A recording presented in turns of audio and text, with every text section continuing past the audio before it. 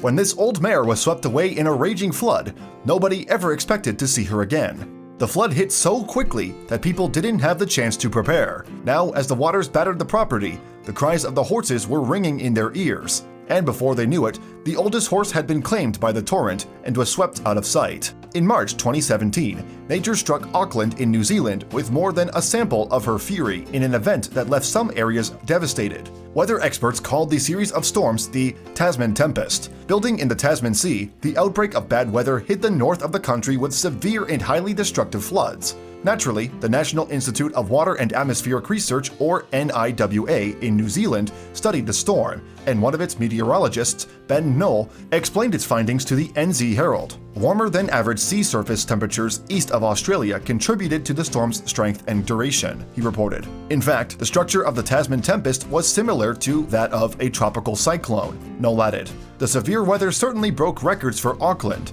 Not only did it deliver more rain than usually falls during the month of March, it also saw more rainfall than would normally occur throughout the whole of autumn. As these so-called tempests swept through the area, its storms affected homes and livelihoods alike. Thousands of properties were left without power, and emergency services were mobilized to save people who had become stranded. But it wasn't just human lives that were put in danger by the storms. Many animals were also at risk, especially cattle and horses that couldn't escape the rising floodwaters. And when a paddock in the Clevedon suburb of Auckland was hit on March 8th, the horses had nowhere to go. Indeed, it looked like the Tasman Tempest would claim them all. The owner of the animals, Liz Curry, not only looks after horses, she also helps other owners sell their livestock. And when the storms hit the area, two of her charges, Voice and Lottie, were swept away. As soon as she heard the news, Curry headed to the paddock to meet the horses' owners. He and his son were there. But there was bad news. The horses couldn't all be moved at once. Specifically, of the 10 horses present, 2 of them had to be left behind. The rescued horses were led to the relative safety of elevated ground. This meant, however, that the last remaining paddock mates in the flooding field were the chestnut-colored Lottie and the thoroughbred mare Voice. Unfortunately, moreover, the Tasman Tempest was fiercer than rescuers could have predicted, and the flooding came quickly. The poor horses were, therefore, soon up to their shoulders in deluge, and it showed no signs of relenting. What's more, when the rescuers returned for Voice and Lottie, it looked as though they were already too late. There was no sign of the afflicted animals. Therefore, both creatures remained missing for many hours, until Curry was given a lead. Someone had seen them.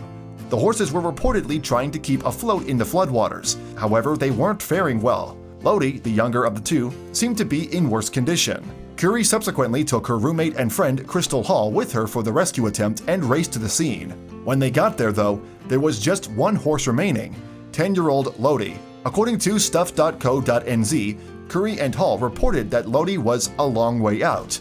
As for the shape Lottie was in, she was standing up but didn't appear to be moving in the water. Somehow, the horse had managed to find her way onto a tree stump, and she was bracing her body against it to prevent the flood from washing her away. However, the nearby Hunya Dam was about to be discharged to fight the floods, so time wasn't on Lottie's side. Hall told stuff.co.nz that she and Curry decided to go in after Lottie. Despite the danger to themselves, they had to try to save her. It wasn't safe, Hall recalled. We were up to our boobs in water, but we really had no choice.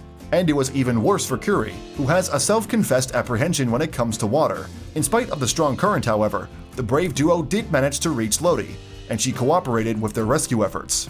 Worryingly, though, Voice was still missing, and Curry was getting concerned. The mare was 20 years old, and she was supposed to be enjoying an easy retirement amongst friends. After years as a polo horse, she had more than earned it too. But what chance did she have against the flood?